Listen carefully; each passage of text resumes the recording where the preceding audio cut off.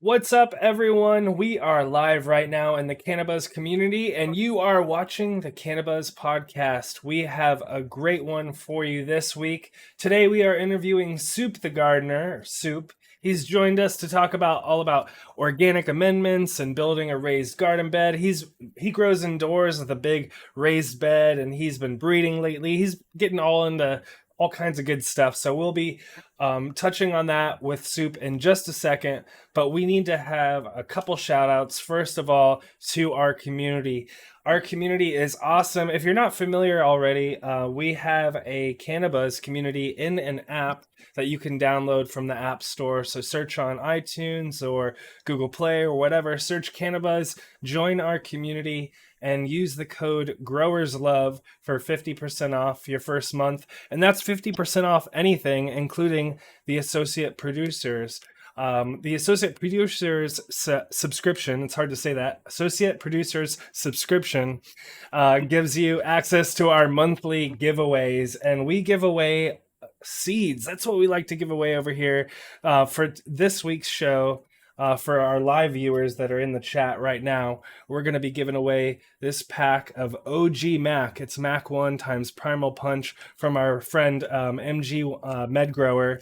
JR hooked me up with this pack, so we'll be giving this away at the end of the show. So thanks to our supporters. Also want to give a shout out to TikiMadMan. JR will have that in a second, but before we do, also want to welcome a new supporter of the show, Terploc, otherwise known as Grove Bags. That we are super stoked to bring them onto the show. We're going to be giving away Grove Bags in future episodes, but I wanted to make sure that if you're thinking about your harvest and thinking about how to store it, make sure to go to grovebags.com and use code CannaBuzz for 7% off your next order. And then TikiMadMan's got some new stuff on the deck, right? JR, what's going on with him? Yeah, Tiki and the crew, they just got back from Spain. They had a really great show over there. The guys completely sold out of everything. So things are popping over in Europe. If you get a chance, hop on over. It's a good time. They're having, Tiki's having a super secret drop, as in secret, don't know. That's coming up March 31st. And so stay tuned for that. And also promoting Canada and our folks out there in Canada. You can look up at TikiMadMan Canada on IG or TikiMadMan.ca on the internet, and you'll find the Disco Tiger release is on.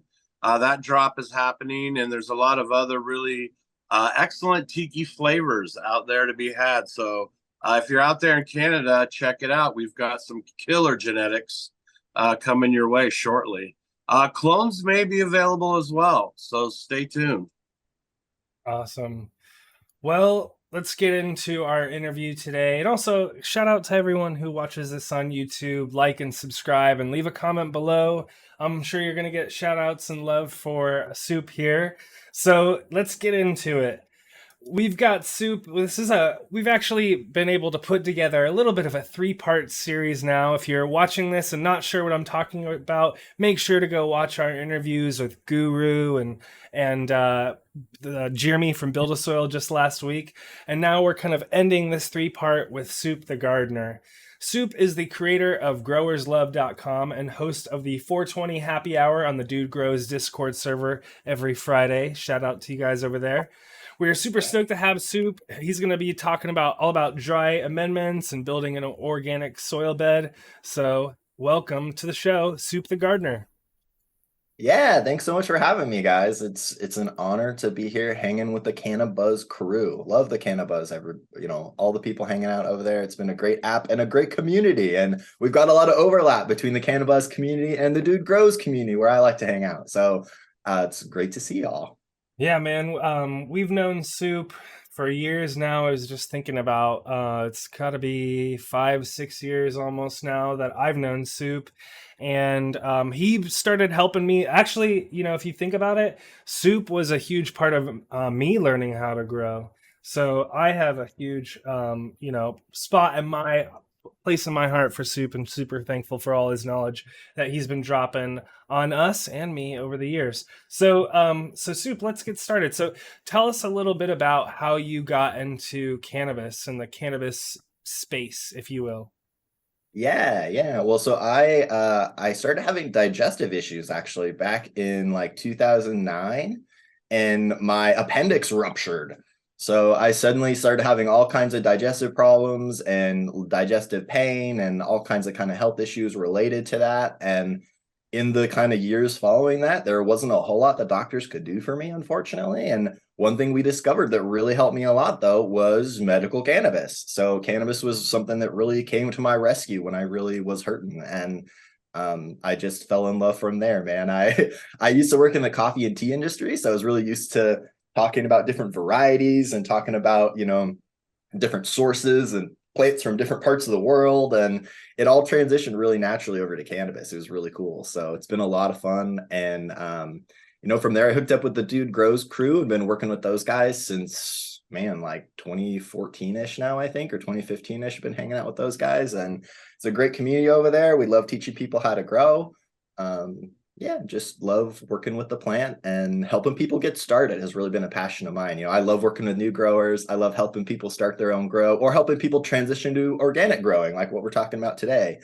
Also something I'm really passionate about. So love hanging out and love chatting with you guys. Yeah, so you've kind of taken a direction towards an organic style, a living style of growing. What kind of led you down that path, and how does that kind of speak to the vibe that you are as a person? Yeah, well, so it was actually your last guest, Jeremy from Build a Soil, who was the guy who really got me into organic growing. When I first started growing, I was doing cocoa and bottled nutrients. I tried some like kind of bag soil with bottled nutrients. I was kind of doing that style of growing for a few years. And at the time, everyone was talking about organic growing like it was some big kind of mystery. We still hadn't quite like figured out the details yet. And then I think it was in 2014, I think it was like episode 30 or something of the Dude Grow Show, which is on like almost 1,500 episodes now. So many ages ago. I think it was like in the first 20 or 30 episodes, we had Jeremy on the show, and he dropped so much good knowledge, so much good information. And it was like, the haze had been lifted, right? Like the confusion about organics was suddenly gone. And I was like, holy crap, this guy's doing it. He's got the methods, he's got the ingredients, he's got kind of the plan, and so I learned so much of what I learned from Jeremy, and then started building on that with my own experience. And it's just been a fun ride from there. So prior to that, were you aware of like the subcool super soil type methods? And how did that kind of transition to more of a Coots mix type method? Because, I mean, in the original super soil, there was a hot layer and a cold layer. And some people do that kind of lasagna layering. Can you kind of talk about how that kind of transitioned into kind of like a Coots mix where you just have a single mix? Yeah, definitely. I mean, in my first few years of growing, the subcool method and some of these other, like the Soma method, some of those were kind of like the main organic styles people were doing at the time, and none of them really quite made full sense to me. They were all kind of like close to something that made sense, but they didn't quite make enough sense to me, or they didn't quite seem like a complete plan, or they didn't seem like they really were fully encompassing like a full system. So listening to Jeremy and hearing him talk about kind of the Coots soil recipe, and hearing him talk about his methods, really started getting me thinking about like, oh, okay, this guy's got a plan. You're kind of building a complete soil, building a well-rounded media that can feed your plant, that can be the battery that, powers your plant through the whole cycle. And learning those kind of the details from Jeremy, I think, was what really opened my eyes to like, oh, it doesn't have to be this weird layering thing. And I mean, I like the subcool super soil. There was some cool stuff going on there, but there was also a lot of that recipe that just didn't make a lot of sense. And, I tried it, had decent success with it, but I also couldn't help but think like, something's got to change with this. Something's not quite right. We can definitely improve on that method. So it was really cool hearing from Jeremy. And like I said, that first interview I heard him on the Dude Grow Show just opened my eyes to like, oh wow, I can totally do this. Before then, organic felt kind of unattainable, or it felt like, oh, it's gonna be really hard to dial it in, and there's all these weird ingredients. And then hearing from Jeremy and just kind of hearing his plan and hearing kind of the system he's using got me thinking, oh, it's not really that complicated. And that really helped get me on that road. Totally. We're gonna, one of the things I love about organic growing is once you kind of have the basics down, it's pretty good to go. You know what I mean? You kind of have your basics down, and you do some of your maintenance and stuff like that, and it's pretty low key. And we're gonna get all into those things and in just a moment. But before we do, one of the things that we like to talk about is a little bit of cannabis activism, if you will, and fighting to change things. And actually, Totally. well, I think about it. Soup and I met right when recreational legalization started here in California, which is right at the beginning of 2018. That's what brought me into growing. Is it was legal to grow, and I was at a place that I was renting at the time, and I asked my girlfriend if it's cool to grow. But since then things have changed a lot, right? The Yeah. industry isn't as strong as we would like it to be, and things aren't as maybe easy as we'd like it to be. So, what are some of the things that you're thinking about or doing to change how things are working out there in the world of cannabis legalization? Yeah, when I got started as a grower, it was in the medical days here in California. We didn't have full legalization, but we've had medical since 1997. And the medical system we had in California was outstanding, and it was really cool. We got to participate in it as like home growers. You were actually able to grow at home, bring it to a dispensary, and they'd buy it from you. So there was a cool time when we were able to do a lot of that stuff. And since legalization, we've definitely transitioned. It's now a lot harder for any just average person to kind of participate in the cannabis business here in California, which definitely makes it tough. But I have learned that, the one thing we can all do as a community is help encourage home growing, and help teach people about how to grow their own. And I love dispensaries. I think dispensaries are great. I think they really help improve access to cannabis, especially for people who are really sick or people who, aren't able to grow their own for whatever reason. But I really think at the end of the day, growing your own is the most, secure and stable way to provide yourself with medicine or just cannabis to enjoy. So for me, I kind of got to a point where I got really fed up with a lot of the laws, and it started feeling really kind of disheartening and frustrating. And what helped me kind of get through that was realizing that, I can't change laws by myself. I can't change the whole cannabis scene on my own. You can speak up and you can, try to share your views on it, and you can try to push things forward a little bit. But the real thing you can do as a home grower and as just an individual in the cannabis community is help the other people in the cannabis community and help bring more people in, help introduce people, help find those people who maybe they smoke a little bit, but they've never grown, and teach them how to grow, introduce them to growing, introduce them to growing the plant, and just kind of onboarding people. And that's really what I've tried to do with Growers Love, my business, is try to create a place where people can kind of jump into the community. It can be kind of a tough hobby to get into. When I first started growing, I had no clue what I was doing. And at the time back then, there was not really a lot of resources, not really a lot of info out there. And a lot of the info that was out there was bad. So that's one of the things I've tried to do with my business, and what I've tried to do working with the guys over at Dude Grows is trying to be like, we can't change these laws necessarily on our own. We can try to push forward. We can try to spread the good word. But the other thing we really have to do is build more allies, right? And the way we recruit more people on our team, the way we get more people in our community, the way we get more voters on our side on all these issues is to convert people, and what better way to convert people than helping them start a grow, teaching them to grow their own. Totally. Well, before we get into our next segments about dry amendments, I think was our next big kind of chunk that we were going to take on. I wanted to give you a quick spot to plug growerslove.com. In the last let's see, it's been 3-4 years now that you've been running growerslove.com. What can people check out over there? I want to make sure that our listeners and viewers check out these great resources that you've created for people. Yeah, I appreciate that, man. Yeah, I tried to make Growers Love like a launch pad for new growers. When I started growing, like I was saying, it was really hard for me to find information. There's a ton of bad information out there, a ton of misinformation out there. So I really try to make Growers Love a site where if you're new, or if you know someone who's new, or if you know someone who's just starting to learn, or they're interested in learning, send them to growerslove.com. There's a lot of guides there. There's a lot of info there, tons of articles there. Got a whole blog of grow tips. I think there's like 30 little grow tips there you can, use to improve your grow. There's a soil recipe over there. There's info about soil beds. There's info about lights and equipment. There's a shopping list for buying, your first grow equipment. There's a ton of great stuff over there just to help people get started. Because like I said, I recognize when I started, I had such a tough time. And I remember going to the grow store and people just kind of being like, you want to do what? You want to do a little closet grow? Like, you can't do anything unless you're going to get a 1,000-watt HPS and all, like there's so many people giving me terrible information when I first got started. And it was really frustrating. So for me, I just really wanted to create a place where people can go to learn and get started, kind of a newbie friendly place. And then the other big project I've had going on is I'm trying to get into breeding. I've been doing my own seed making for a few years now.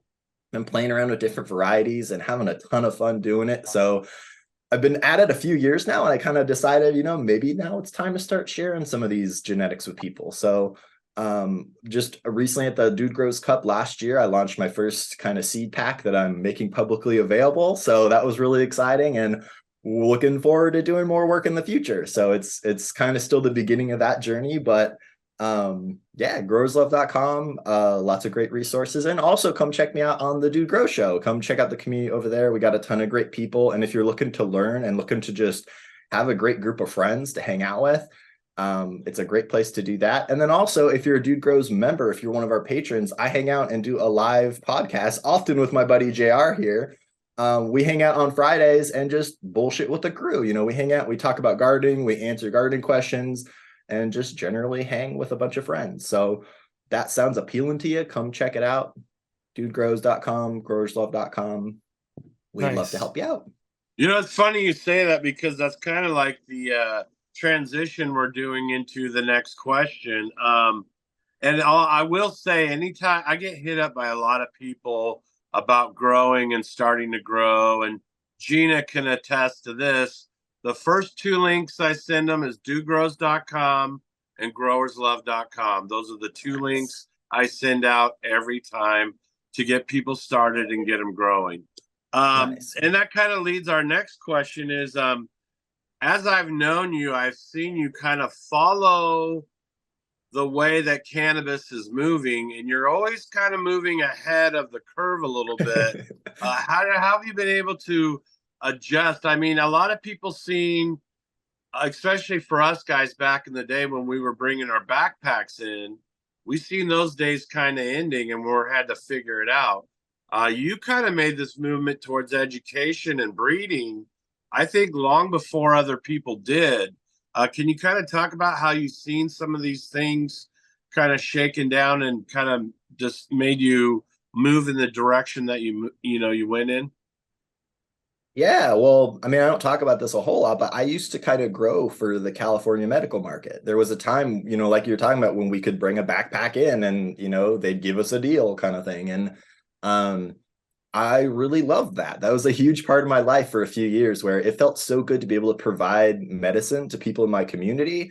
It was such a rewarding thing to do, growing your own cannabis, and then knowing that it was out there helping other people. It helped me a ton, smoking my own bud, but knowing that it was out there helping other people in my community made me feel so good. And then when legalization happened, they kind of took that ability away.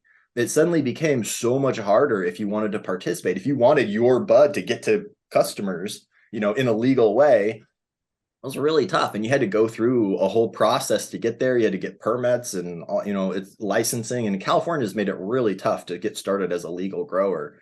And I started going through kind of some depression, to be honest, after all that happened and the laws changed, and I kind of had that really rewarding career that I was kind of working on taken away from me. That really hurt. And I'm still, I think, kind of coping with it, to be real with you. It's been difficult.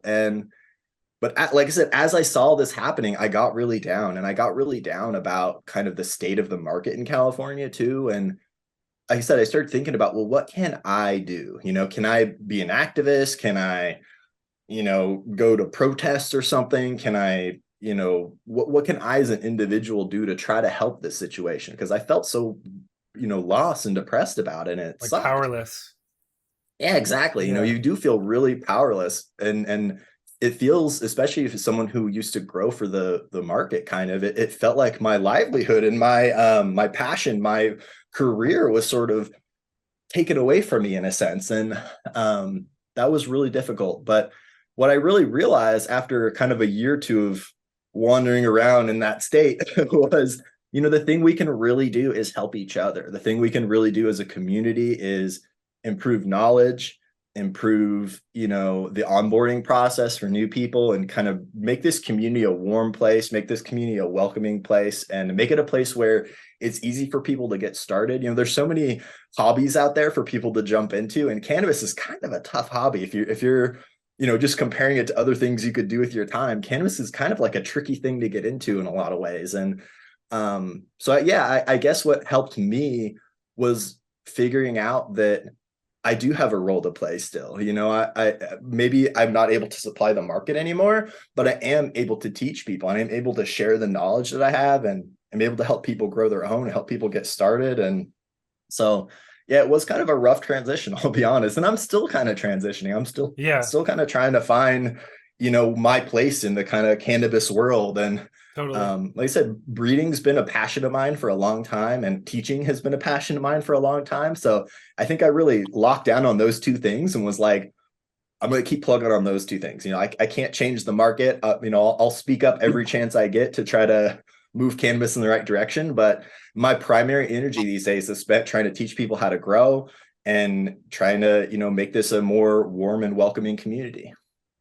Right So on. Let's you get do into it. you do what you can. You do what you can. Right. Totally. No, let's get into it. Let's start helping some folks out. Yeah. So let's talk about dry amendments and why they're important to that style of growing versus, say, maybe a chelated type situation. So just kind of give people an idea of dry amendments and what their role is in that nutrient cycling that we had just got done speaking about. Yeah. So, I mean, to me, so much about this style of growing comes down to the soil is your battery. The soil becomes kind of your storage unit where you're storing all your nutrients for the whole grow, right? Most of the time, you're storing for the whole grow if you're doing like a living soil style grow. So, trying to build that media into a well-rounded thing that's got all the food your plant's going to need, doesn't have too much anything, doesn't have, a shortage of anything. It's a little bit difficult, but dry amendments are cool in that they slowly break down. And the way that soil works, they store that stuff really nicely. So if you are top dressing with dry amendments, they're a great tool because they don't immediately release necessarily. When you put some dry amendments on top of your pots, especially if you're top dressing, dry amendments aren't immediately available. They take a little bit of time to break down. And as they break down, they're breaking down into the soil and they're kind of recharging that soil battery. So I guess I always kind of think of it in those terms as like the dry amendments are kind of the charge we're using to charge up our battery. And then the soil is the battery that kind of holds that charge for the grow and is slowly powering the plant as it, goes through its life. So I don't know if that answers your question, but It does. It does. And all right, Stu, we're back. Can you kind of talk about some of the timing in knowing when your plant is going to need that dry amendment? Because I think, like we talked about, bottled amendment or bottled solutions go in really fast. And so with dry amendments, you have to time it to where you're giving it what it needs at the time it needs it, especially in transitions of it coming into bloom. So can you kind of talk about the timing of applications with dry amendments? yeah. Yeah, so the way I grow and kind of the build a soil style of doing things is you're really starting off with a fully built soil. You're starting off with a bunch of nutrients in your soil, kind of in the right proportions, kind of everything the plant needs should be in there. like I said, I think of it as the battery's been charged up, right? The battery's all charged and ready to go. But as you go throughout the grow, that charge kind of gets consumed, right? Your plants are gobbling up that food, and the amount of food stored in the soil will start to go down. That charge starts to, diminish. So as you're growing, you kind of have to do some top ups every once in a while, kind of like with your cell phone battery, right? Every once in a while, you got to plug it in, top up the battery. So the same thing kind of happens with your soil. So we use dry amendments to do that. And the tricky thing with dry amendments, and kind of the tricky thing with organic growing in general, is you do have to plan ahead a little bit. You do have to sort of think ahead, and you do have to kind of try to get ahead of your nutrient problems a little bit, because a lot of these dry amendments aren't immediately available, right? They take a few weeks to break down. It takes a few weeks before your plants might notice the full effect of them if you kind of sprinkle some dry amendment on top. So usually thinking ahead a little bit is a big part of it, and kind of knowing your system, knowing your about when your plants are kind of going to get hungry. And that can kind of vary a lot based on how big your plants are, how big your pots are, how the size of your pot is kind of like the size of your battery, right? So if you've got a little tiny pot and a big giant plant, that thing's going to run out of battery really quickly, and you're going to have to top dress it a lot. You're going to have to be constantly kind of feeding more food into the system, into that nutrient cycle, like you guys talked about.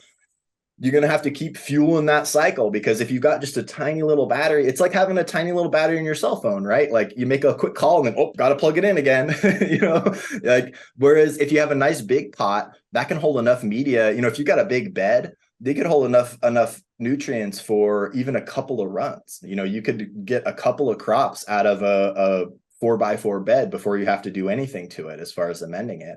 Or if you're growing in a 5-gallon pot, probably going to need a lot more amending. You're probably going to need to amend, a lot more regularly. Yeah. So I guess the best general tip I can give you is to think ahead, and maybe think ahead by like a couple of weeks, and also to kind of learn your system, learn, whatever size pots you're working with, kind of think about it in terms of that. Like, oh, if I'm using 5 gallons, I better plan on top dressing a lot, maybe top dress a little bit every week or every other week. Whereas if you're growing in a big 4x4 bed, maybe don't worry about it so much. Maybe just kind of keep an eye on your plants, and maybe think, hey, maybe I'll add something in 2 or 3 cycles, so it all depends so much on your style of growing. But the most important thing there, I think, is your soil is the battery. So the bigger the battery you got, the more kind of buffer you have, and the less often you'll have to top dress, or the less often you'll have to apply more food. Yeah. Are you, so in your, you grow in a raised bed still, correct? And then I do you a have little some bit of other, both. Yeah. okay. I do a little bit of both. I have raised beds, and I also do some pots. I do some like 15-gallon pots, and I'm actually experimenting now with some 7 gallons. I'm trying to get my Okay. pot size down a little bit as I'm doing more breeding, because I have to grow more plants and kind Totally. of, so I've Yeah. been adjusting my style a little bit lately, actually. But That's cool. yeah, So but how beds are often, probably really the easiest. I mean, beds are very yeah. trouble-free. If you set up a good bed, you can, like I said, get 2 or 3 crops out of it before you even have to worry about the nutrients. Yeah, we're definitely going to get into building a bed in a little bit. I was just going to add, where I was going with that question was essentially like, how often are you re-amending with your bed versus those pots? Like if you could just give people examples, like in my raised bed, I'm re-amending, how often Yeah, so versus like these in others. a bed, yeah, great question. In a bed, I think it's probably, like I said, almost like every 2 or 3 cycles. Maybe I'll apply a little bit. Nice. Again, it depends on the situation. If you've got a bed and you're like pushing it super aggressively, you got a ton of gigantic plants in there, maybe you need to do it a little bit more. But usually with like a decent sized bed, we're talking about every couple cycles, Whereas if we're growing in, say, like a 7-gallon pot, 7-gallon pot, once you're getting into flower, I would maybe consider doing a really small top dress, like maybe every couple of weeks, every 2 or 3 weeks, I would be maybe doing a little top dress, not a lot, but like a little top dress.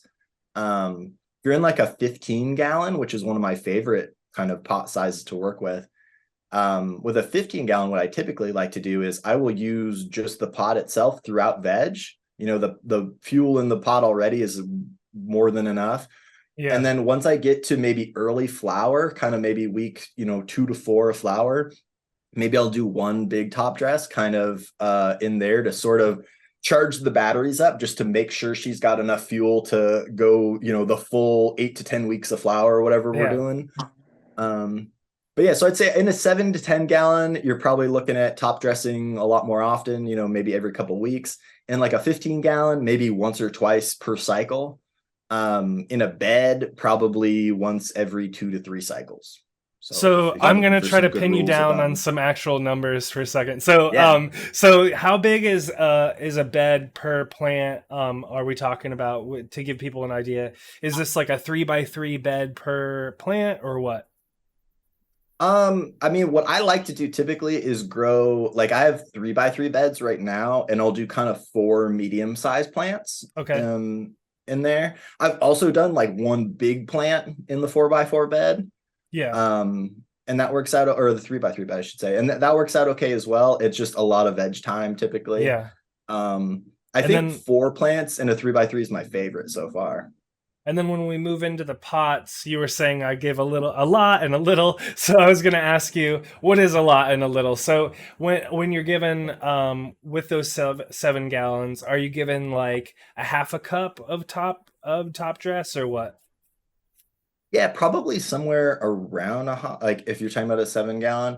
One like kind of rule of thumb I've been playing around with recently is kind of like teaspoons per gallon. So Okay.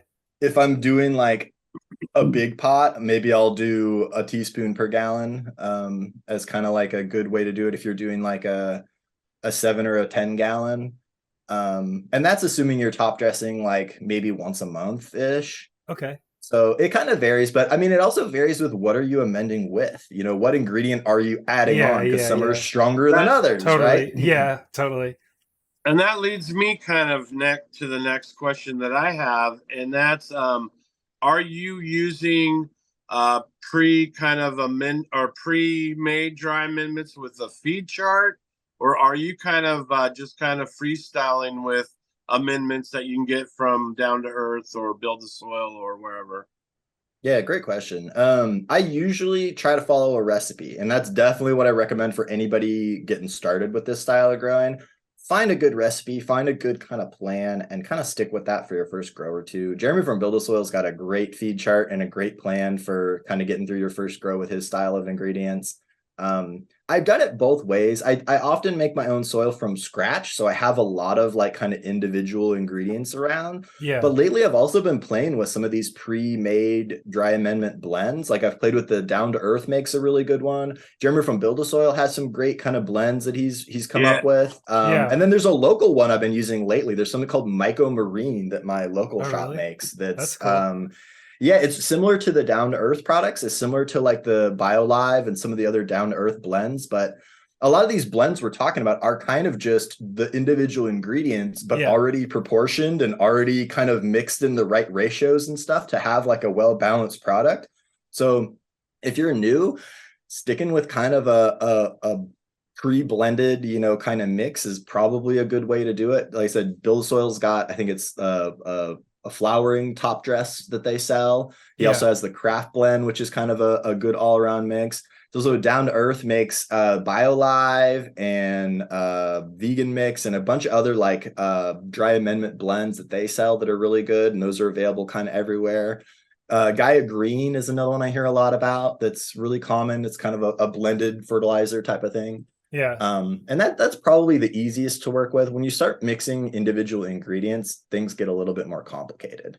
Yeah. And you do have to be a little bit more wary of, oh, what does this amendment have in it? Because some amendments have lots of calcium, some don't have any calcium, some have lots of nitrogen, some have no nitrogen. So working with a blend is a really good way to make sure you're covering all your bases. Make sure you're not forgetting about anything. And so that would be my recommendation for most people is if you're just starting out, stick with the blend or find like a well-established recipe.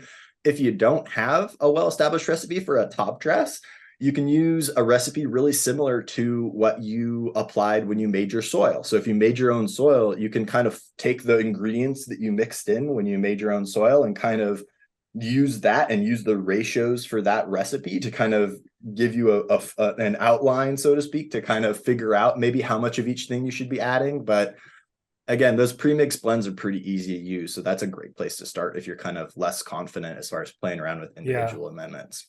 That's what That's me. Yeah, I used the Build a Soil Craft blend. Of course, we had Jeremy on just the show before this, so of course, watch that one. We talk about some of that a little bit. Love craft blend. I did want to ask you. So you said Down to Earth BioLive is because they have like tons of different mixes, and it's honestly Mhm. a little overwhelming if you go on their website or the grow store. There's like a whole wall of Down to Earth stuff. So BioLive was the one in particular. And are you mixing? BioLive, Yeah. BioFish. They have a vegan one if you're into trying to do like a vegan thing. They're all Okay. pretty good. I've played around with most of the down to earth kind of blends, and they're all pretty good. They all have kind of their own little twist. Like I said, the vegan one's the vegan one. The BioLive is, I think, like just kind of general dry amendments, and then there's also a lot of microbes mixed in. Yeah. The BioFish has a lot more like kind of oceany type ingredients, like more kind of kelp and crab and that kind of stuff in it. Um, so yeah, they're all just kind of variations, but yeah, I think the BioLive is probably the one that's the most straightforward to work with. Yeah, that's got all the endo mycorrhizae in it. I just wanted to shout them out because both of those you can get online. So Craft Blend you can get online, and then Down to Earth you can get giant bags of this stuff shipped through Amazon. So Yeah, or you can anyways, even find down to earth a lot of local places too. So yeah, that's another great thing. And that's why I often bring up down to earth is because you can find their products at the hardware store or the local grocery store. You know, they're exactly. usually pretty easy to find no matter where you're at. And if not, you got Jeremy from Build a Soil. So Yeah, he's teaching me about the Organic Alive line that he has, and I'm going to start trying to transition away from my base nutrient and start using it as my base nutrient. very cool. Oh, nice. So JR, you had a question about kind of mixing in Yeah, organic. so when you are doing like a dry amendment living style, what secondary amendments should be kind of on your list? And if so, what kind of dangers might there be in maybe bringing in other types of fertilizing? Yeah, so I always like to try to think of things with any kind of plant nutrients in terms of like what are like your core nutrients, what's like your fundamentals, your NPK, your the stuff you need. And then I also think about what are like your additives? What are like your bonus stuff that you can play around with? So um there's a lot of stuff that kind of fits more in the general additive kind of pile. Like the crab meal is a really great amendment. Crab meal's got a lot of good stuff in it. I use crab meal for a lot of stuff because crab meal has nitrogen, it has phosphorus, it has calcium in it. It's got, it's bringing a lot of good stuff to the table. Um, Trying to think, man, there's so What many good about amendments out there. like adding silica to the water or adding microbe products and stuff like that? What about those kind of additives and or sugars? Like say you want to bring in molasses to help feed your microbe population. What are some of the additives that work well with that style of growing that maybe aren't in the dry amendment itself? Yeah, well, I always recommend anybody doing like a living soil or a soil style grow to get some kind of a micro product in there for sure. Recharge, grow a real growers recharge is always a good product to think about here, especially because in this case it's also bringing, the molasses, it's also bringing the kelp, the humics, the amino acids, like lots of other kind of good additive type stuff is already in the recharge. So recharge is one of my favorite kind of amendments to use, or not amendment, but kind of supplements to use with a living soil grow because it's got so many of the other stuff I'd recommend already in it, right? It's got some kelp, it's got that humics and all those other things, the amino acids, the fulvic stuff, plus the microbes. So definitely you need some kind of microbes in your living soil grow because microbes are, like you guys talked about, kind of what cycles the nutrients. It's what's breaking down the dry amendments and making them available to the plant. So definitely recommend some sort of microbe supplement. Other supplements I like to play with, I love coconut water. Coconut water is a really fun thing to play with in an organic grow as like a supplement. coconut is like the world's biggest seed, right? So if you think about a seed has inside of it all the nutrients it needs for the first like couple of weeks of its life. So that water inside the coconut is full of nutrients. It's full of good vitamins and all kinds of good stuff. It's also full of some hormones that really help stimulate plants. And using coconut water kind of in mid-flower can also really help kind of bush your plants out and strengthen your stems a little bit. And coconut water is a really big favorite of mine.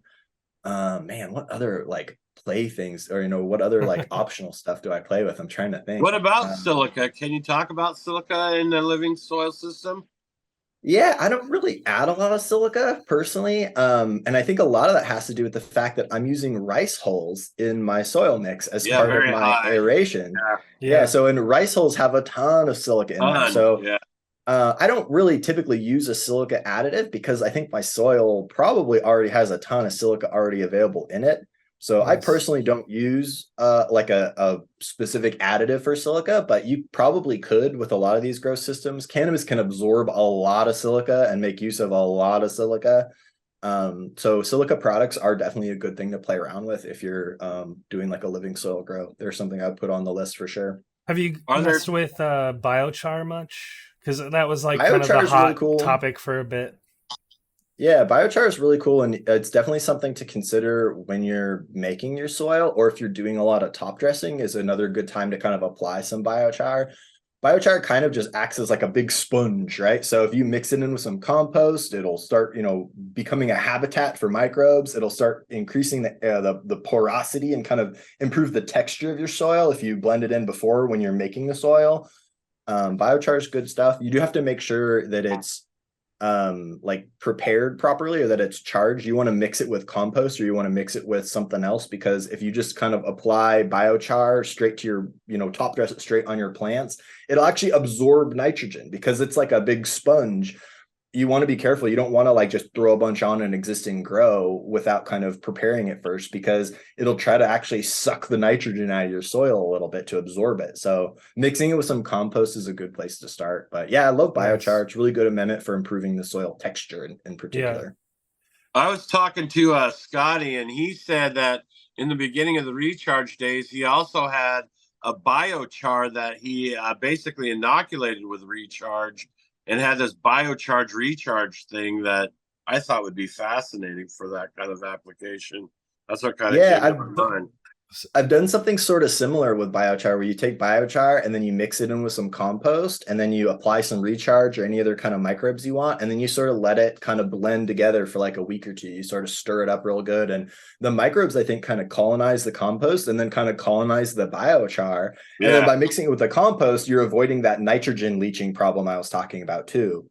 Right. And so then you can kind of apply that as a top dress, and it's a great amendment, man. What I'm doing right now is I'm experimenting with making a big worm bin. So I took one of those like Costco or Home Depot black yellow top bins, and I made it a worm bin, and I add the biochar and stuff into that. I had a couple questions that I wanted to hit you with before we go into the raised bed section, JR. One, I wanted to give a shout out to everyone in the live chat on CannaBuzz. Shout out everyone in the live chat. We're going to be giving away a pack of seeds at the end, so stay tuned and make sure you say something. Nice. Say hi in chat. Say hi to Soup. Psych Doctor 74 said diatomaceous earth is a good source of silica, as well as an IPM. Do you use diatomaceous earth much, or what do you think on that?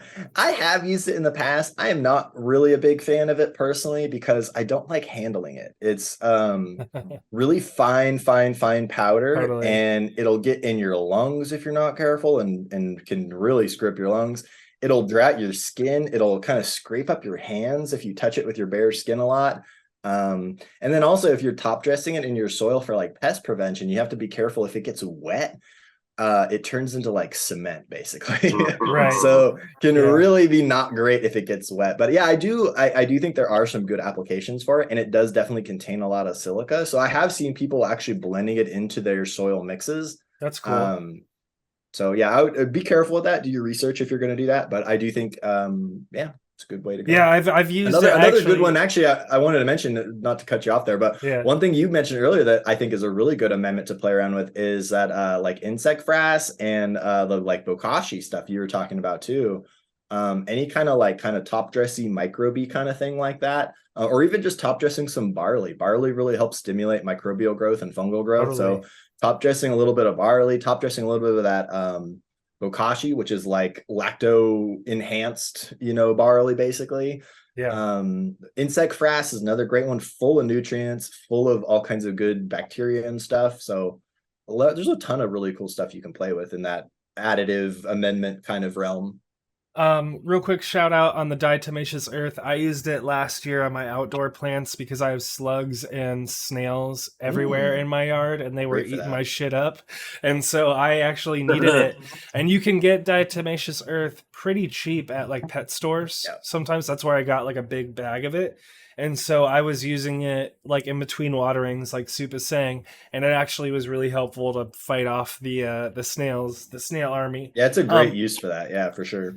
So speaking of growing outdoors, one of the things that growers have to think about is going into flower and how they're kind of dry. They're adding these dry amendments for flower. So what am I adding into flower, and when am I adding it? Like, what do I need to boost when I go into flower, basically, and when am I adding it? And I would love if you could give an example of like that kind of, maybe not timing in relation to outside, but I just love to kind of help people understand like when I'm adding it. It's a little bit more obvious, I guess, when you're changing a light bulb or the light timer. Right. But yeah. Yeah, as far as like transitioning in a flower goes, there's definitely a few things I've learned worked really good kind of before transition that I like to do. Alfalfa and kelp make a really nice tea. If you kind of bubble them together, you can end up with it smells awful, but it's a great additive. You think about it, kelp is like the stuff that smells funny at the beach, and alfalfa is the stuff that horses eat, so it smells like horse poop at the beach basically. But you can blend those two together and bubble them. There's, I think, a recipe on the Build the Soil website actually for that, making that, but it's something like, I think it's like a quarter cup of kelp and a half cup of alfalfa or something like that, and you just bubble that for like 24 hours and it kind of makes this kind of smelly green tea.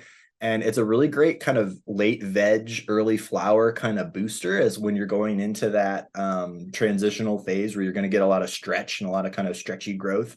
So that's one like fun thing I like to do before I'm going into flower, is kind of maybe consider doing something like that.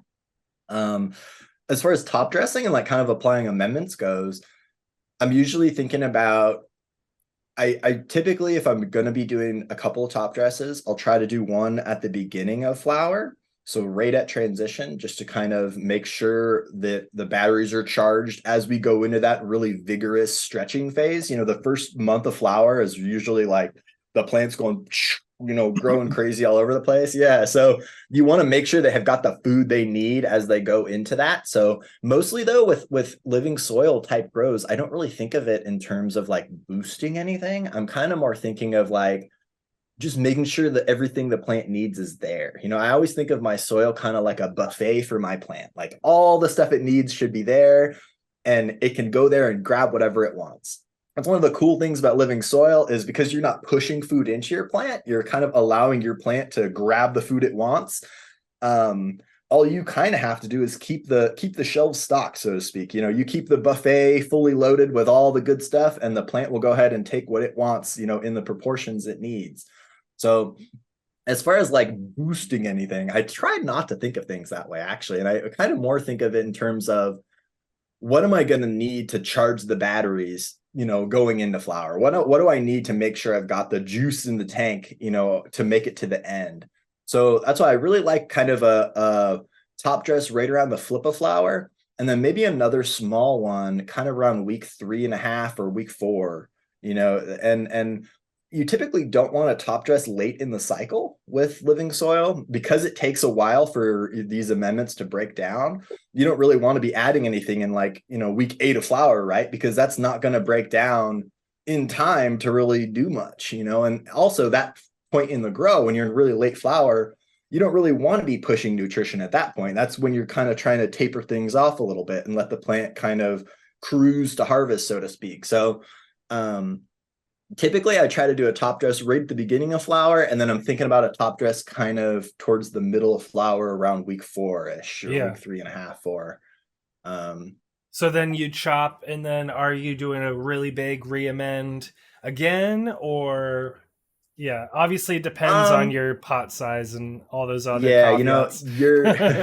your what you do after your grow really varies based on your pot size. If you're in maybe like a 5 or a 7 gallon pot, I would probably recommend dumping that out, re-amending it, you know, in that Yeah, way, where you're reset. actually spilling all the soil out. Yeah, do a fresh reset. And in that case, you kind of just amend it with the same amendments you started with, but maybe at like a lower rate.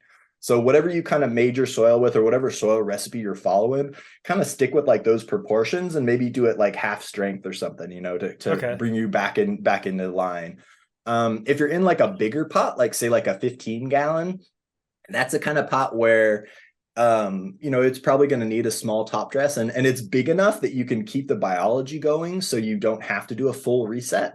So with like a 15 gallon, you can kind of top dress, you know, I'd probably do, say overall it'll probably end up being like a cup or so, maybe. I mean, it depends on the pot and all that stuff, obviously, but Yeah. that's kind of where you can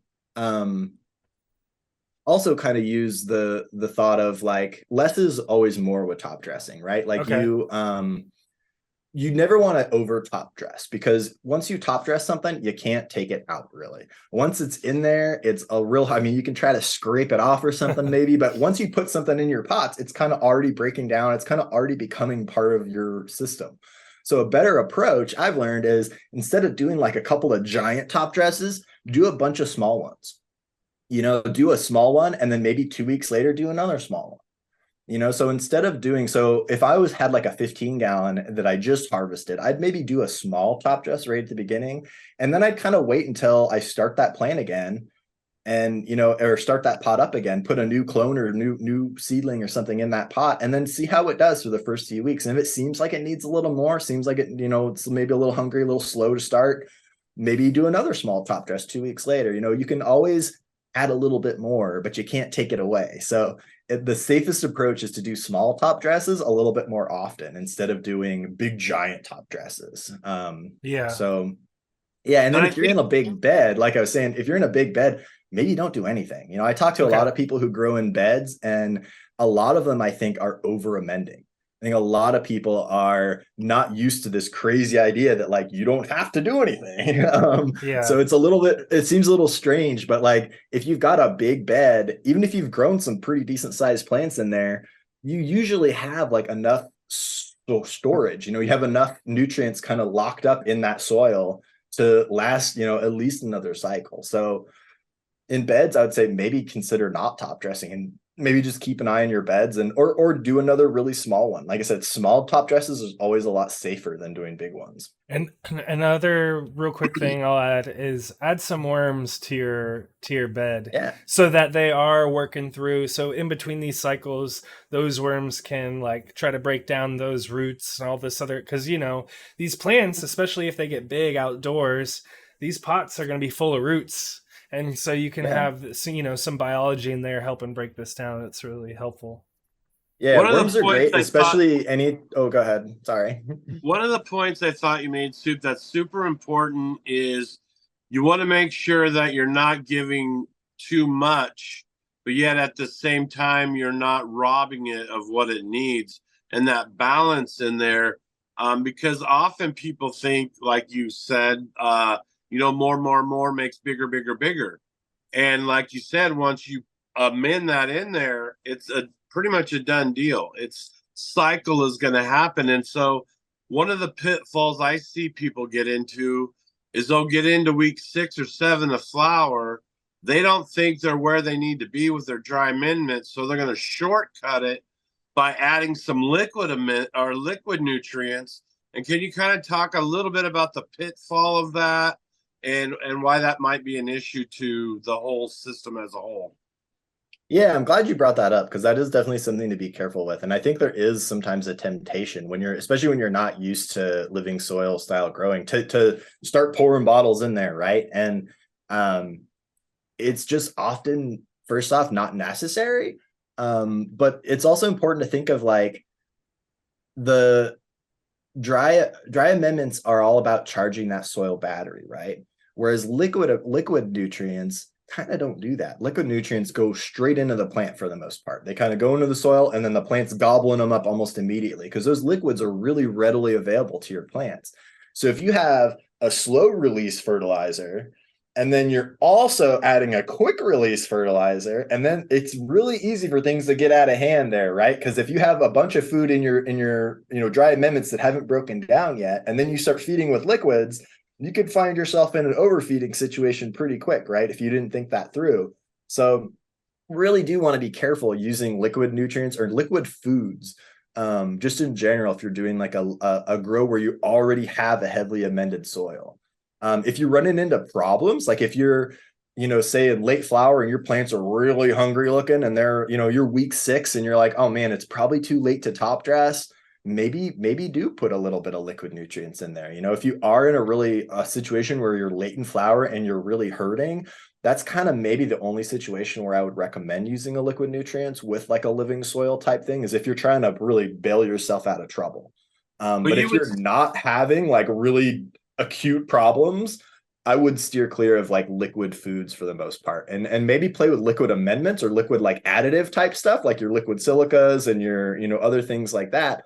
But I really say if you're doing like a heavily amended soil, I would try to plan on that being your main source of food. Plan on that being your soil's the battery. And kind of Yeah. lock yourself into that mindset and try not to add a lot of liquid food because it does get really hard to get the timing right. If you've got slow release amendments breaking down and then you've got liquids coming in that are, immediately available. And you said it's really easy to get yourself into trouble there. Yeah, I'm the type of person that likes taking everything out of the box or whatever and then just start doing shit and not reading the instructions. You know what I mean? I never looked at the Lego instructions. And so Nice. but doing your homework at the beginning of your raised bed or a big pot, I grow in 30 gal pots, and like Soup Nice. was saying earlier, like once you get above 15, it kind of becomes a little bit of a pain in the ass to start remixing these every cycle or whatever. So, just that's what I'm doing this spring. I'm going to be re-amending my 30 gallon pots out in my backyard. And so yeah, I appreciate everything that you're just sharing there. And let's get into talking about building a bed, right? JR, yeah, let's talk about it. yeah, let's do it. All right, so Love let's beds. see. First question is ordering supplies. Everyone's favorite. It's one of the fun parts is going in onto the store and adding things to the shopping cart. But Chop, chop, chop, and drop. so what are the supplies that people should be thinking about for building a raised bed, or yeah, or just building a bed, I should say, Yeah. not a raised bed. It could be any kind of bed. Yeah, well, anytime you're building a bed, there's definitely some things to keep in mind. One of the first things I always think about when I'm doing any kind of like bed type project is drainage. So you really don't want your soil ending up all soggy in your bed. You really don't want it ending up all kind of muddy and gross. So you want to make sure when you water your plants, if there's excess water, that water's got somewhere to go. So if you're outside and you're setting up some kind of bed, you can put a little bit of gravel down underneath, or you can, just make sure you have well draining soil underneath your bed. Is just a pretty easy way to do it. If you're building a bed indoors, if you're doing like a living soil kind of type of bed inside, I would really recommend. I really like the grassroots fabric pots. People make some fabric beds that are really cool. They've got like a PVC frame and then like a cloth bed. And then they even make one specifically for living soil. It has like a liner around the inside. So it allows air pruning and kind of a lot of drainage at the bottom, but there's plastic kind of around the sides to keep excess water from really rushing out too quickly. So really like those grassroots fabric pots beds. I have 2 of the 3x3s in my grow that work great. Another thing they recommended to me that was really helpful is to put them on top of a tray of pumice. So when you've got your bed, you actually take like a grow tray. You can go to the grow store and buy just like a standard 3x3 tray, or the low rise ones, the ones not the super tall sides, but like the lower sides is what they recommended to me. And then you take a bag or two of like pumice, and pumice is a lot like perlite if you've never used pumice before, but it's a lot stronger. So the pieces don't crumble as much. Yeah. So what you do is you fill your tray with a few inches of that pumice, and then you put your bed on top. And that ensures that there's kind of easy drainage right beneath your bed. And so that it kind of keeps things from getting too muddy at the bottom layers of that soil. So that's one of the first things I definitely think about when I'm setting up a bed is make sure you have good drainage, be that a tray with pumice underneath, or, you know, if you're outside, make sure you've got well draining soil or some kind of gravel or something underneath to make sure you don't have excess water building up. Let's see from there.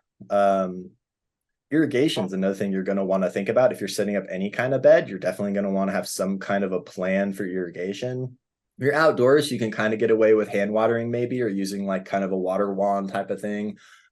Indoors, you're probably going to want some kind of drip system. And I would recommend Blue Mott's.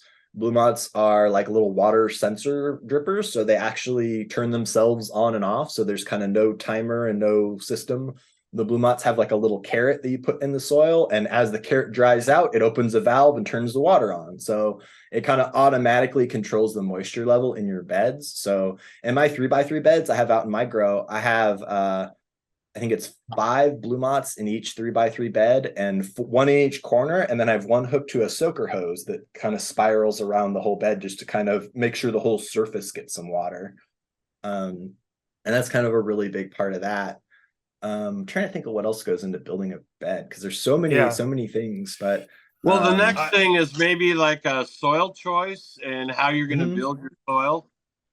Yeah, so soil choice is really important. And I really think sticking with, if you're building beds, it's hard to go wrong with like the Coots mix. It's hard to go wrong with the Coots mix. The Jeremy from Build a Soil kind of recipe is a really good one. Really easy to work with. There's not that many ingredients in it, and it's all stuff you should be able to find locally. I think it's crab meal, kelp meal, neem seed meal, gypsum, oyster shell flour, and rock dust are all the amendments you need. And then for the base mix, you need like compost, peat, and some kind of aeration like pumice or perlite, or rice hulls and pumice is my favorite. I like to mix rice hulls and pumice together, but I always start my soil with a base kind of soil that's kind of just a blank slate to add my nutrients to. So my base mix is usually 1/3 compost, 1/3 aeration ingredients like your pumice, perlite, whatever, and then 1/3 peat. That's typically where I start for my mix, and then I add my dry amendments to that to sort of start things off. But like I said, if you're doing a bed from scratch, I would really follow a recipe, or anytime, even if you're not doing a bed, even if you're just doing pots, find the Build a Soil recipe, find the Coots mix recipe, find some of these other recipes that are going around. There's a lot of good ones out there, and just kind of stick with that, especially for your first time making soil. So you mix it all up, and are you letting it bake for like at least 2 weeks, or do you let it bake for a long time? And maybe you could explain what I mean by bake. Yeah, so typically when you make up a soil, you've got all these like ingredients in there, right? And it's kind of just a big pile of ingredients when you first mix it together. It's like it hasn't really turned into soil yet because none of that stuff is broken down. So you really just have a bunch of stuff, and it takes time for that stuff to break down, for all the microbes and fungi and all the good stuff in that soil to break that stuff down into actual soil. So, and while that's happening, it's important to note that soil can actually physically heat up. It can actually get hot. So that's why we sometimes call it baking the soil, or cooking the soil is another term people use a lot, is because while this process is happening, while those stuff, all the microbes and stuff are breaking down all those amendments, it actually creates heat in the soil. And if you plant too early into that soil, that heat can actually damage the roots, can make the plant unhappy. So you want to give it a little bit of time. And depending on the recipe you're using, it kind of shapes the amount of time you have to wait usually before you use a soil. Something like the Coots mix, It's pretty adaptable, and you can actually use it. I've used it in like a week after making it, Yeah. or even a few days after making it and not run into any problems. If you want to play it safe, give it 2 weeks, make your soil, then wait 2 weeks before you plant anything in it. Or if you're doing beds, one of my favorite things to do is mix everything up, get it all ready, put it in the bed, then plant a cover crop, put some cover crop or some mulch, put some nice, some straw down and some cover crop seeds, and let those seeds sprout and get that soil living, while that cooking process is going on, while all those amendments are breaking down. Start adding more life to it, put some cover crop in there, put some worms in there. Now's a great time to maybe add some soil predators. So lots of stuff you can do to kind of prep your bed and get you off to a good start. We just had a couple questions actually. So, that I wanted to give a shout out to the live chatter. So, Gina was asking about, she's heard people always talk about various bags of soil are hot and you get it and it like burns your plant or whatever. Can you explain what's happening there versus like what you just explained, or is that the same thing? It's kind of the same thing, but it really has to do with like how much nutrients are in the soil. And if you've got like a little tiny baby plant and you put it in some soil that's got like a ton of nutrients in it, like soil that's prepared for a big giant plant, that might be too much for that tiny little plant. So some brands of soil are stronger than others. So if you're buying like pre-bagged soil, some of those blends might be a little hot. They might be a little too rich in nutrients is kind of another way to look at that. Or another term for it, really. So yeah, it is kind of similar though, in the sense that like when you first plant a plant in a bag of store-bought soil that's got too much amendments in it, that can be too hot. But the same thing kind of happens if you make your own soil and you don't allow it that cooking time. It can be kind of too strong immediately, or there's too much raw food there that your little baby plant doesn't quite know what to do with. So but that has a lot to do with plant size as well. If you've got like a plant, you've already vegged it out, it's in like a 2-gallon or a 3-gallon or something, and you're transplanting it into a big bed or something, it can handle some hot soil usually. If you've got a decent sized plant, Right. it can handle a little bit of strong soil if it's already got a good root system. But if you just got like a little baby seedling, or if you're planting, a seed straight in it, you got to be pretty careful about making sure your soil isn't too strong for that little baby seedling. Right. I think that's And kind if of you what she's don't, talking if about you there. don't And hi, really Gina. yeah, hi Gina. Gina, if you don't have access to like a grow store or anything, you can just go to like a hardware store or garden store, and they'll just have some Jiffy peat, just some plain peat. You could kind of blend it in with that bag soil to kind of take some of the nutrient charge out of it, and it won't torch your little babies. Yeah. She's got 2 little babies that got torched, and she's not happy about that. Yeah, That's you can tough. get that That's seed tough. mix even at like Rite Aid, I Mhm. think, and Walgreens around this time of year. The other question that we had was from White Sox, who actually I think he won our giveaway another week or so ago, so that was awesome. But White Nice. Sox was asking about foliar feeds. What kind of foliars are you doing in organics? I know this is a little bit of a side topic, but great question. Yeah, good question though. Good question. That alfalfa kelp tea I was talking about earlier, that actually works all right as a foliar spray, and that can be really good, especially if you're having kind of like a nitrogen or potassium deficiency. That can actually be like a nice little booster for your plants. I don't do a ton of foliars though, to be honest. I do know that Grassroots Fabric Pots, actually, the same company that makes those beds I was talking about, they sell some amendment products. They have like some they have like a line of Oh, wow. organic nutrients that they make. And they actually have a few in there that are sort of designed for foliar spraying. So that's one thing I played around with a little bit. I forget the name of it, unfortunately. I think it's foundations or something, or some sort of foundation thing or something. But they have a few products that are like specifically made for foliar spraying with organics that work really well. I don't really do a ton of foliar spraying though, to be honest with you. It's something I should do more of. Right. But yeah, So I do some pest control kind of foliars with like, insecticidal soap or maybe a little bit of neem oil, but generally don't do a ton of foliar feeding. So speaking about pests and things like that, I'd Yeah. also love to hear you talk about what kind of bugs are you adding to your living soil? I know that wasn't in Yeah, JR's notes, but it's something that I love nerding out about is all the different bugs. I shoot. mentioned worms, and I've got a worm bin and all this kind of stuff. But I know you also use beneficials. So what kind of bugs and worms and things like that are you adding to your raised beds?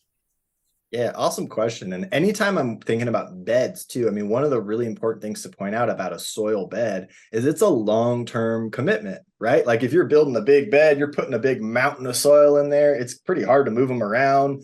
Like that's typically a bed is something you're going to use for years, right? So if you're setting up a bed, it's a really good opportunity to make some investments in it, right? Like, if you're going to use this thing for several years, why not spend a little extra money and do a good job and put some extra stuff in there that's going to help you for that whole long time, right? So one great thing you can do is add some beneficial predators. So I love predator mites, Hypoapsis miles or Stratolalaps I think they're called now, is like Yeah. the new common name for them. Are really great. Those are kind of the tan colored little mites you might see in your compost or your soil sometimes. And they are predators. They are in there running around looking for bad guys to eat. Really great for preventing fungus gnats, root aphids, lots of other kind of soil dwelling pests. And they're pretty cheap. You can get a thing of them for 20-25 bucks. And once you've inoculated your bed or your soil with them, they'll be in there for forever, probably. As long as Yeah. you take care of that soil, as long as you take care of that bed, you will have a perpetual population, of predator mites. And another really good one is rove beetles. Rove beetles are tiny little beetles. They kind of squirm around in the soil. They fly short distances, so they can actually jump from pot to pot, which is kind of cool, and kind of spread throughout your grow room. But they are also soil dwelling predators. They just kind of patrol the soil looking for bad guys to eat. And having good guys in the soil on patrol, great way to start off your IPM. Great way to get started on the right foot when you're setting up a new bed. Make sure you've got an army of good guys in your soil. Yeah. Anytime you set up a soil bed or any kind of living soil environment, you're creating a habitat, right? You're creating a place for things to live. And if you don't put some good things in there, you might get some bad things that come in and populate. So there's always a possibility of bad critters coming in and colonizing the beds. So one of the safest things you can do is kind of put some good guys in there too. Make sure you got an army of good guys waiting there. So if a root aphid or a fungus gnat or some other bad guy happens to make it in your grow, they got an army to fight off first before they can get established or cause you any problems. So definitely love rove beetles, and predator mites are really easy, good ones. And because they live in the soil, if you're setting up a soil bed, they'll live there for years. So Yeah. you can go spend, maybe 40 or 50 bucks on some predators, and they'll be with you for the life of the soil, basically. So it's pretty cool. Can you talk about sourcing and applying predatory nematodes? Because sometimes you don't know if that liquid has them in there, if they're doing their job. So can you talk about sourcing and applying predatory nematodes? Yeah, I'm glad you brought nematodes up. Nematodes I sort of left out of that last conversation, unfortunately. But yeah, nematodes are great for taking care of certain kinds of pests in the soil, especially fungus gnats. And anytime you deal with compost or anytime you deal with any kind of soil or anytime you're bringing any of that sort of stuff into your grow, you run the risk of bringing fungus gnats in, right? Any bag of soil you bring in, any bag of compost you bring in, any bag of peat, any kind of media, any big bag full of grow related stuff could have fungus gnats in it. So nematodes are a great preventative, and they're also a great treatment if you get fungus gnats. So nematodes are really good to apply when you're first setting up your bed, just as a preventative to make sure you didn't bring any fungus gnats in, but then also good if you do start having an issue or start noticing gnats in the grow. As far as sourcing goes, it can be kind of difficult to find good nematodes sometimes, and you do want fresh. Nematodes are, just so we're all on the same page, nematodes are like tiny little worms that live in the soil. They're like tiny, teeny, tiny little creatures, and they live in the soil, and they kind of swim around in the soil. They can actually kind of wiggle their way through like they're swimming, and they actually enter into pests, lay their eggs inside the pests, and then when the eggs hatch, the pest bursts open full of more nematodes. So they are kind of like the ultimate soil pest preventer in a lot of ways. So getting good nematodes is really a good thing as far as taking out any kind of bad guys that might be in your soil. But yeah, finding them, it can be a little tough. You do want fresh ones.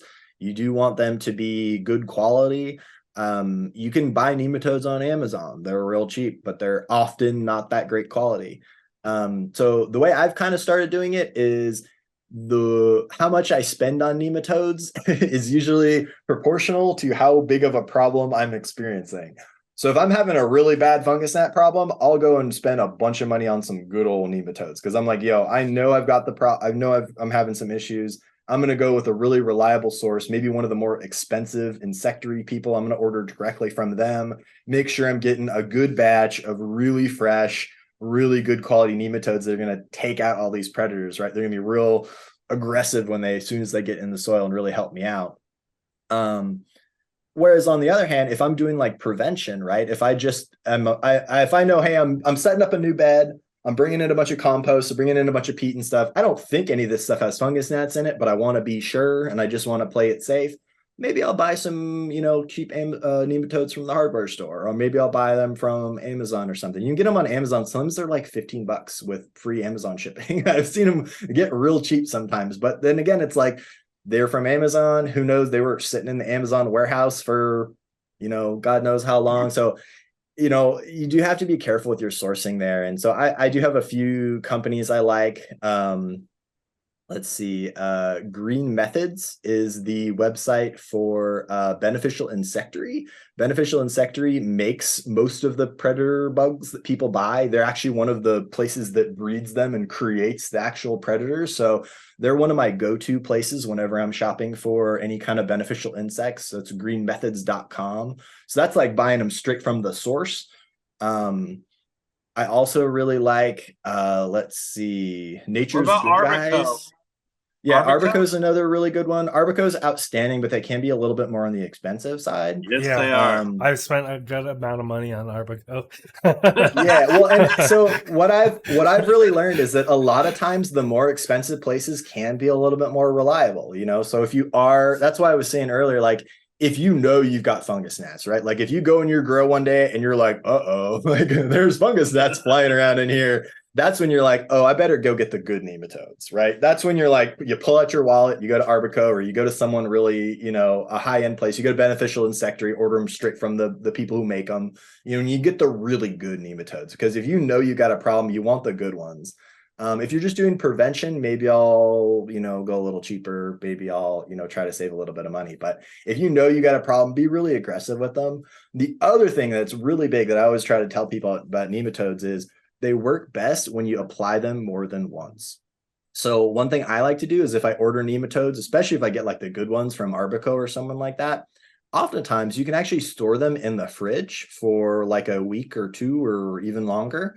So what I'll do is when I get the nematodes in the mail, they come usually in some sort of little packaging, sometimes they're in a talcum powder, sometimes they're in a liquid or something, but usually they're in some sort of easy to apply kind of method. I'll apply them immediately. Like as soon as I get them, I'm going out there and putting them, in every pot. And you also want to make sure when you're treating with nematodes, you got to treat everything, not just the plant that has fungus gnats. You got to treat every plant because any other plant could be a potential, if you skip a pot, that could be the pot that they hide out in, and then they spread back throughout the whole grow. So, the best way to get ahead of that problem is treat everything, whether you think it has a problem or not. And then what I like to do is I treat immediately as soon as those nematodes arrive. And then I put half of the nematodes I treat with immediately, put the other half in the fridge and save them for a week in the fridge, put them in a little Tupperware or something. They usually come in a nice little resealable thing or some sort of container. Seal them up, put them in the fridge, keep them for a week, and then apply a second round a week later. And if you're having a really bad problem, maybe apply a third round a week after that. Because what happens is the first round of nematodes will take out all the little fungus gnat larvae in the soil, but there still might be some flyers flying around. There still might be some adults that the nematodes aren't going to get. So if you just treat once, some of those some of those fungus gnats are still out there. They're gonna repopulate. They're gonna lay more eggs, and if you don't treat again, you're gonna just end up with the same problem all over again. So hit them once right at the very beginning, knock them down, then hit them again a week later just to make sure they're all gone. And then if you really had a bad problem, consider hitting them a third time. Hit them another 2 weeks later. Just hit them with a third application, just because that'll help take care of any stragglers. Because if there's any kind of survivors who survive the first wave, they can come back and repopulate the whole grow. So you really want to get rid of them for good. That's why multiple applications is a good way to do it. And you can tag team them with others that you spoke of, like rove beetles. The nematode rove beetle combination is really excellent for eliminating fungus gnats. Yeah. Yep. Yeah, those are all great bug suggestions. The Stratiolapsus, or whatever they're called these days, and the rove beetles. Both of those I've had stick around for, in the Stratio ones in particular, I've had those stick around for years. So it's a worthwhile investment, because bugs aren't cheap for the most part, because you usually have to like overnight ship them or whatever. But anyway, Soup, we need to wrap up the show soon, but we do have another couple questions that we wanted to hit you with on the raised bed topic. They were about watering, which we'll get to in a second. But before we get to that, let's talk about plant spacing. How much room do I give my plant in a bed? It's kind of confusing. There's folks like Jeremy, who we just talked to. He's like, F plant count, go just more plants. And so that's more plants per pot, as opposed to like one big plant per pot. But what do you suggest people do for plant spacing? Yeah, another great question. I tend to kind of agree with Jeremy on a lot of this stuff. And one of the things that's come up in my mind, and I've been thinking about a lot recently, is, the longer you grow a plant, the more chances you have to have a problem. If you veg a plant for like 3 months, 6 months or something, if you do a really long veg, that is 3 months, 6 months, however long you do it, more time that your plant is vulnerable. The longer you keep that plant alive, the longer you keep that crop going, the more chances you have a pest issue, the more chances you have to screw something up with your nutrients or something. So doing shorter crops and shorter veg times is something I'm coming around to these days. I used to be a big pot, big plant, big veg, big tree kind of guy, but these days I am kind of evolving a little bit. And I will say I like small plants. They're a lot easier to work with. And lately I've been kind of doing like medium-ish, like small to medium-sized plants. And I think I was saying I did 4 cherry paloma plants in my 3x3 bed. And that was fantastic. That was like a great way to do it. I did a real short, maybe like 3 to 4 week veg with one top, one topping them once right in the middle of veg, and worked out great. Didn't get too big, didn't get too unmanageable. And 4 plants in a 3x3 is great spacing. Kind of that'll fill up your canopy kind of nicely. I always like to tell people, try to do kind of a square, whatever you're doing. And also keep in mind the footprint of your lights. You're trying to deal with the footprint of your bed and the footprint of your soil, but you're also dealing with, how much light coverage do I actually have? What's how big of a square do I have to kind of work with my canopy? So, but yeah, I think I am kind of starting to migrate more towards those kind of smaller to medium sized plants these days. I used to definitely be like a 3-month veg type of guy, but I'm kind of growing out of that in my experienced age here. I think I'm kind of starting to change my tactics a little bit. Yeah, I mean, I like love that. growing the big ones, but drying them and supporting them, there's all these different other parts of it that make it more of a pain in the ass. Sorry, It become a lot of work. And I will say, like, I know like plant count is a thing for a lot of people, and that's definitely something to worry about. So if you are really concerned about plant count, like, fuck yeah, man, grow a big old tree. Do what you got to do. And I've definitely grown some big old trees in my day, especially even indoor giant Christmas trees. But like you're saying, they're just a lot more work. There's a lot more that can go wrong. There's a lot of, you're putting kind of all your eggs into one basket, so to speak, too, Totally. right? Like if you have one big plant and something goes wrong, you might be kind of screwed. Whereas if you have 4 little plants and something goes wrong with one of them, now you have 3 plants still. So, things to think about. I like that advice, because I do a 4x4 bed each quadrant, and I use 15-gallon pots. So I'm trying to fill up that battery as best I can with the plant count that you talked about. And I do a 4-week veg. I do 4 palomas, and it fills everything up beautifully. and usually it's good to go. So I think that's a really good assessment on the number for like a 4x4, 3x3 situation. Yeah, and also keep in mind if you're not in beds too, if you're in pots, what's really, really important with this style of growing is maintaining a good ratio of your pot size to your plant size, right? If you've got a gigantic plant in a tiny little pot, you're gonna have a hard time. If you've got a big giant pot with a tiny little plant, it might work, but you're still probably going to have some watering issues and it's going to get a little tricky. And maybe eventually that plant will grow up to be big enough to use that whole pot. But so just make sure you're like sizing your pots and your plants appropriately. And with living soil, you kind of want to give a little bit more root space than you typically would with cocoa and some of these other grow methods. So that's why I tend to say like a 7-gallon pot is like a small plant in living soil. In cocoa, that might be a big plant. But in living soil, that's like a small plant. A 15 gallons probably like a medium-ish plant. And if you want to grow a big old pot, a big old plant, you probably want a 30-gallon or a big bed or something crazy. 100-gallon or what? 100-gallon, 200-gallon, 400. Jeremy's like 100-gallon is what you should do minimum. I was like, dude, I don't have that kind of space.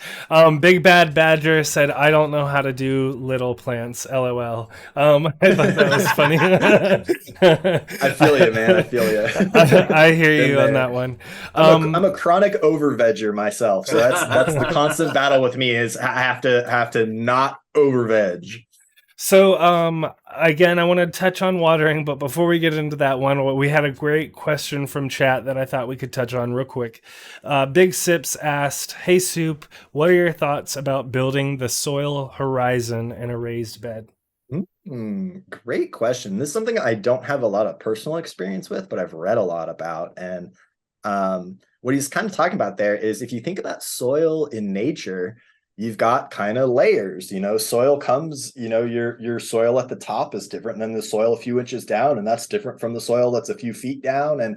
But when we go and make soil ourselves and put it in a bed, we don't do any of that typically. It's kind of the same soil top to bottom. So there have been some people in the organic community. I forget who it was, but it was someone, I think it was one of Jeremy's friends actually, that runs like a big farm.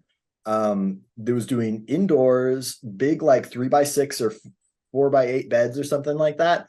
And they were doing like creating a full soil horizon. They were doing they had a silt layer, they had a clay layer, they had sand and all these other ingredients that they were building in to try to really simulate like planting in the earth compared to just planting in some potting soil. And I think that's really cool. It's not something I know a lot about yet, and it's something I still like kind of need to dive in more on myself. But I do think if you're setting up beds, that's like a cool thing to do some research into and consider like maybe you should think about adding a little clay or adding a little sand or doing some layers or something, like there is definitely something to that, and trying to simulate nature, I think is really cool.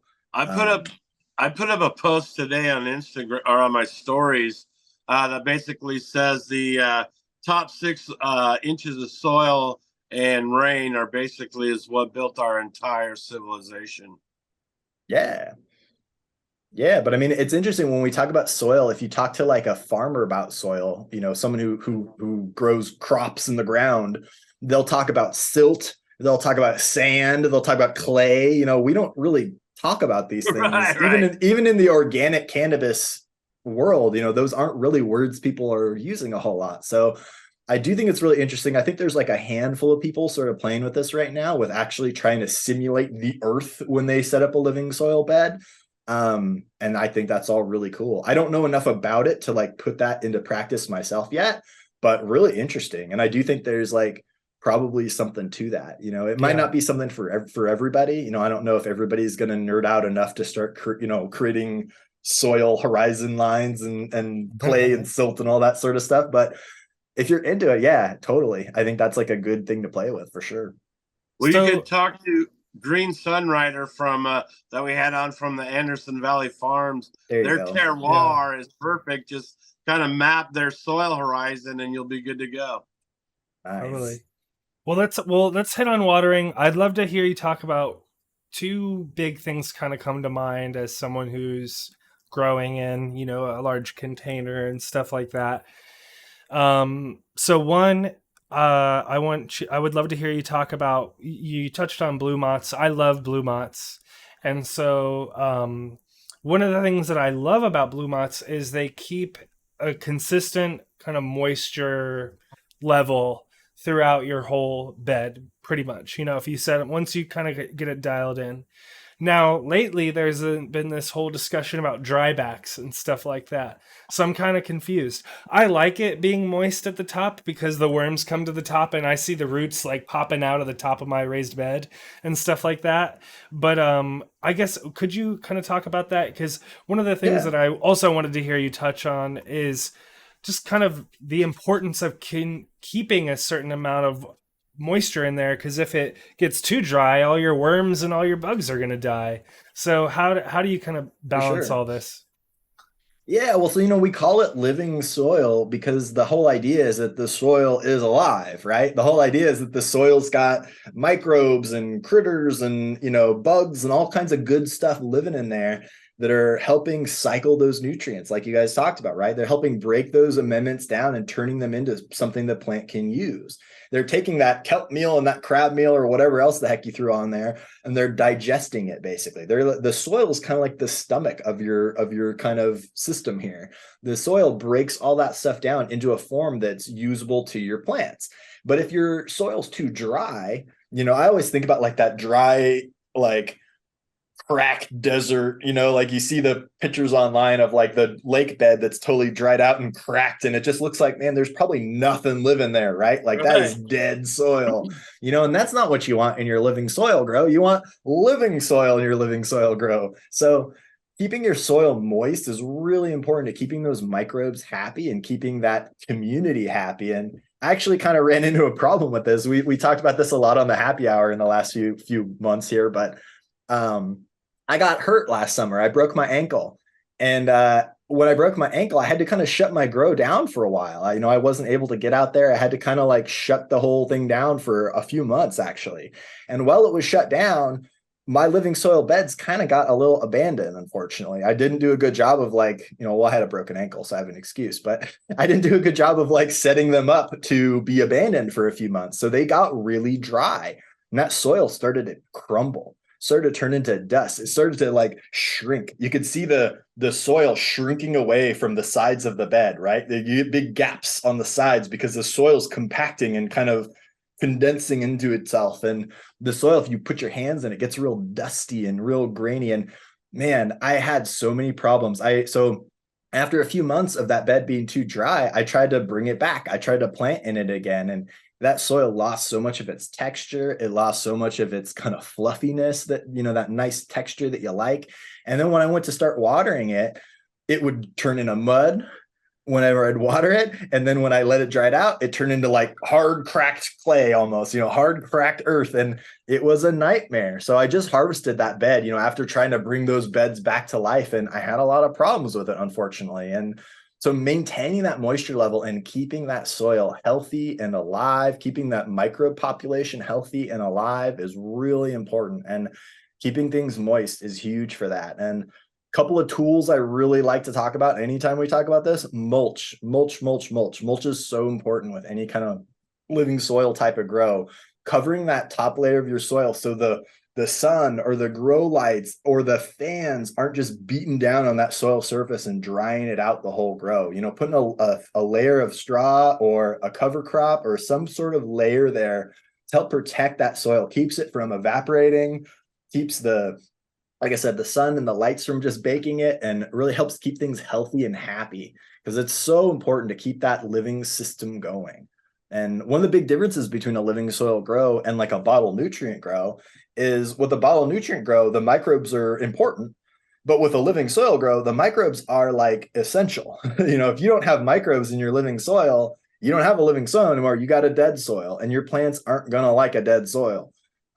So it's just so important to keep those microbes alive and keep them happy. So mulch, a good watering system, be it blue moths or some kind of drippers or something, but something to help maintain that soil moisture so you're keeping it alive. And You mentioned drybacks, and I think that's kind of like a new concept a lot of people are talking about a lot these days. And I think some of that dryback stuff applies to what we do in living soil, but a lot of it I think is kind of more aimed at people using liquid nutrients.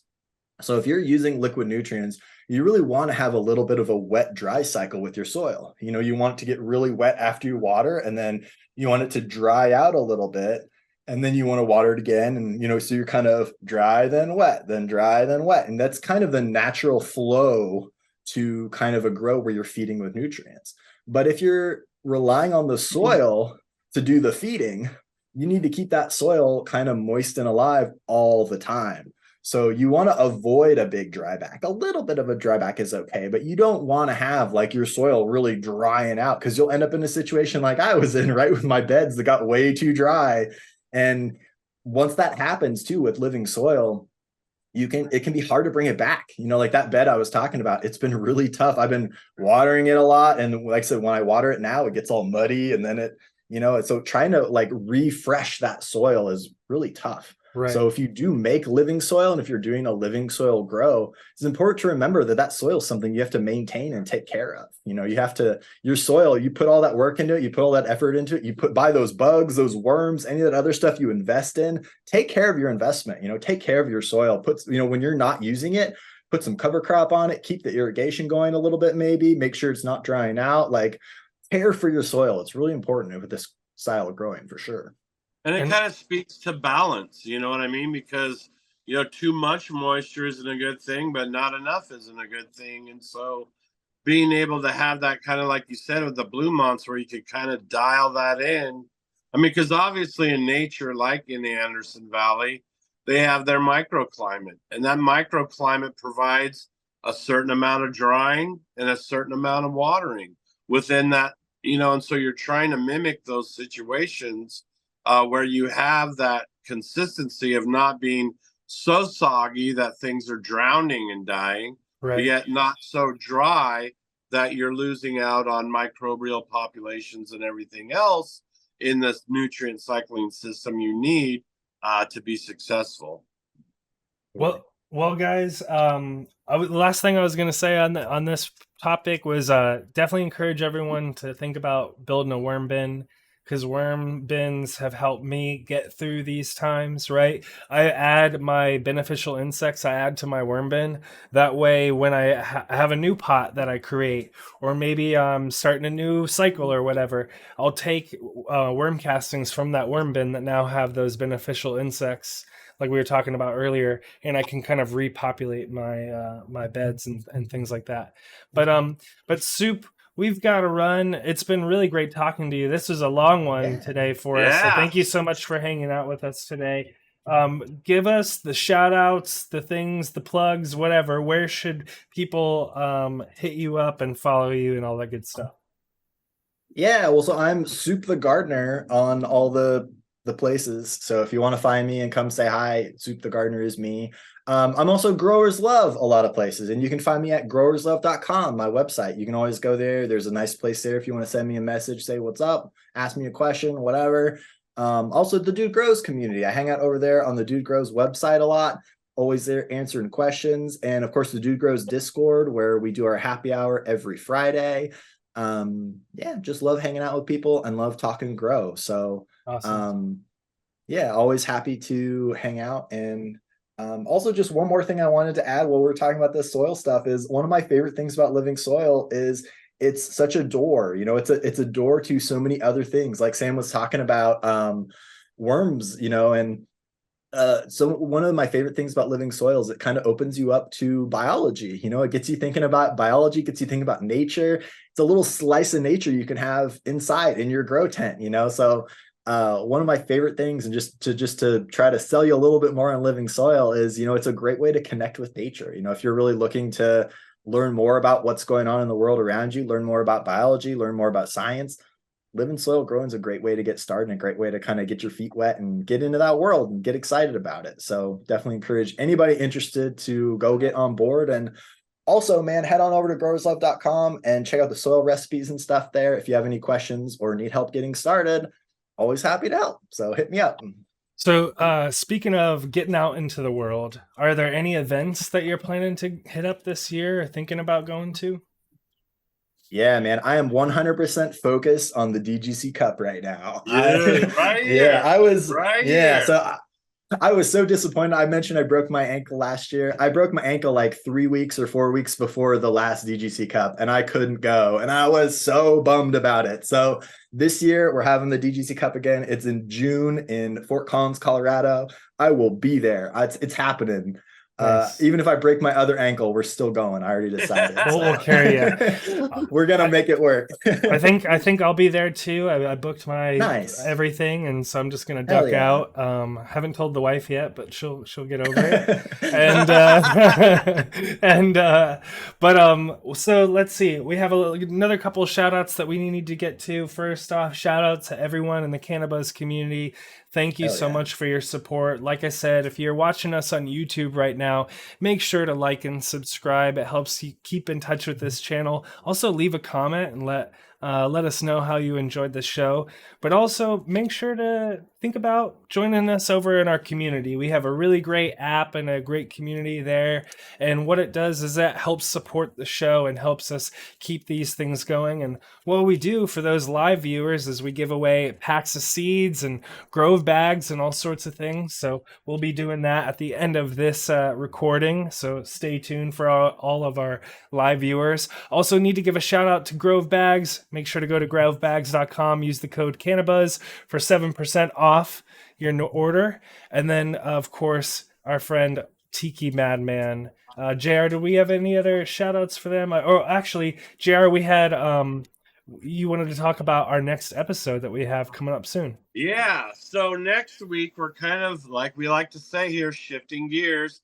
We put down some time getting you guys prepared for the spring and summer season. And next episode we're going to lighten it up a little bit. We're going to have Grambo talk about some cannabis in comedy. He's a stand-up comedian, and he's also well versed in the world of AI, and he's really been an instrumental role in helping the Do Grow show make their transition into what we are calling the future. And he's doing a fantastic job.